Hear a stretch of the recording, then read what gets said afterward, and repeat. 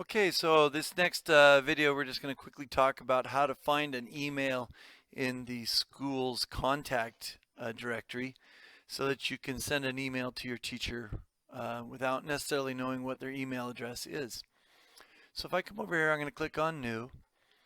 So when I type in an email that's just right there next to the to square, if I type in Ward, for example, my name comes up, and now this shows up a whole bunch of emails that are frequently written to. So there's the westada.org email, and that goes right there. And I click on my name, and now I'm ready to write an email. So it might be a test email or some such thing. And I'm ready to send it off. Okay, so let me back up a little bit. Let me show you the difference between a student and a teacher as far as emails go. So I'm going to get rid of myself. I'm going to type in Chris, and there'll be some frequently used emails. But if I go to search directory, then this one comes up, Chris Ward, and that's C Ward 9470. I click on him.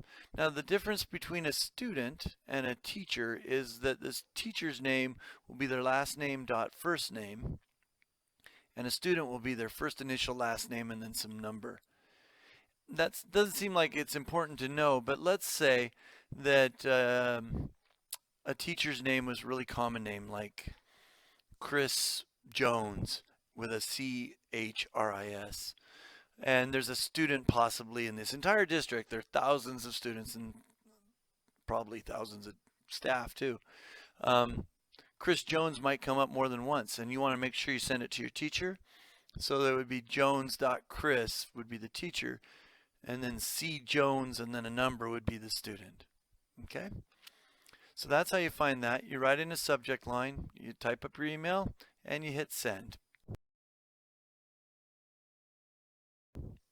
All right, we're going to talk a little bit more about emails and the forms. So I'm going to go up here. I'm going to click on this new button here. If you'll notice that the top of each form is to, and that makes sense. Everybody knows what to is. That's if I want to send an email to myself. I don't know why I'd want to do that, but if I wanted to, I click that. And if I wanted to send a copy to, say, well, let's just take Mr. Gerard right there. That is two separate lines, but they do the same thing. If I hit send, it's going to send an email to me, and it's going to send an email to Mr. Gerard. Both myself and Mr. Gerard could hit reply when we get the email, and it would go back to this email address. So nothing about that is different. What is different is CC is normally considered I'm sending you this email so you can see it, but don't feel like you have to respond. Now, to doesn't necessarily mean you have to respond, but it does indicate that you are the primary recipient. So Mr. Gerard would understand that he is just a secondary recipient who's getting this email just for his information. Now, if you look over here in the corner, BCC adds a new line. BCC stands for blind carbon copy. And what this is if I sent this to,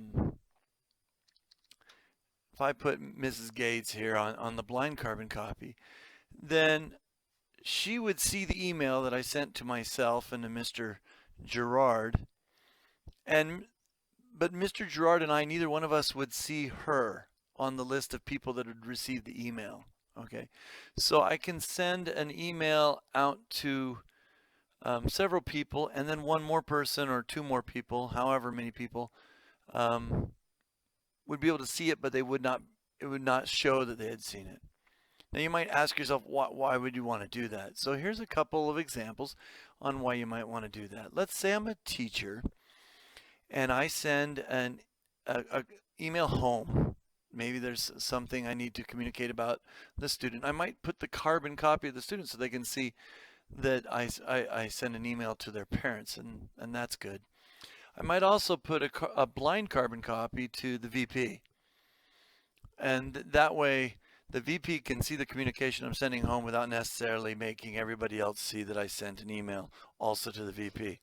The more common use for this would be, let's say I have an email that has some kind of sensitive information, and I need to send that to 5 people, but I don't want them to see each other's names.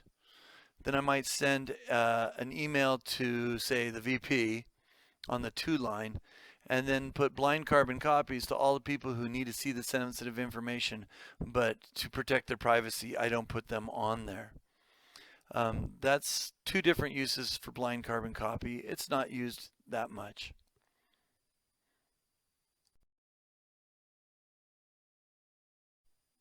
Okay, so on the last slide of this PowerPoint, we're going to talk about what you write in an email just to make sure that everything is in its place and etiquette is followed. So we're going to hit new, and I'm going to write an email to Mr. Ward, and the subject is going to be,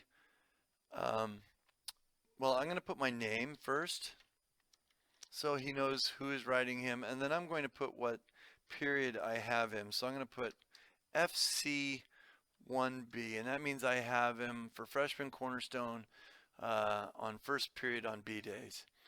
And the reason I write all that is because he has a lot of students, and he needs to know, first of all, who he's talking to and about what. So I also might add to the subject line Friday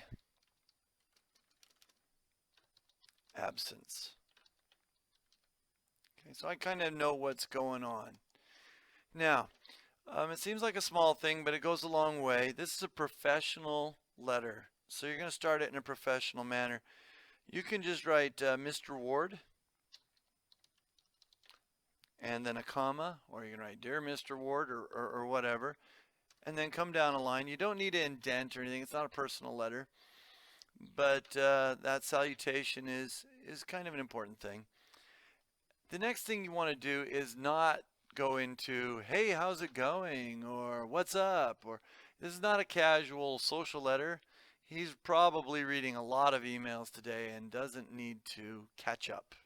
So what you want to do is get straight to the point, but be polite. So I'll say, this Friday I am receiving a Nobel Prize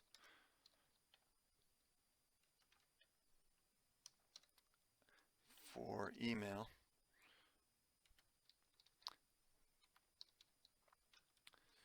What work can I do in advance for class? And then I got to make sure, oops, I misspelled advance, so I'm going to right click on that and make sure that it makes sense. Reread your email so that it doesn't have grammatical errors. I should probably put a comma after Friday. Make sure it actually makes sense, and then you can send it off. All right, so I'm going to send this to myself. There it goes.